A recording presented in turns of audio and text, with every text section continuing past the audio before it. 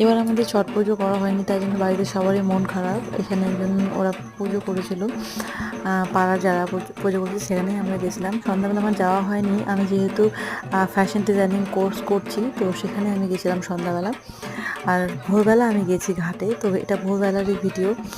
ছট মা কিন্তু বাচ্চাদের জীবন দানকারী দেবী। কারো যদি এরকম কোনো সমস্যা থেকে থাকে, সে কিন্তু অবশ্যই ছট মায়ের কাছে প্রার্থনা করতে পারে, তার কাছে আশীর্বাদ চাইতে পারে, তবে কিন্তু ফল লাভ করা যায়। আমিও কিন্তু ফল লাভ করেছি।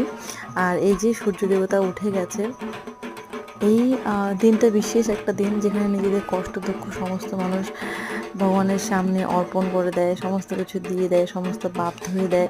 তো আজকে ভোরবেলা এসে যদিও আমাদের অসুখ চলছে, তারপরেও কিন্তু আমরা এসেছি মনটাকে শান্ত করার জন্য, মাকে একটু দূর থেকে পূজা করার জন্য, এটাই আর কি।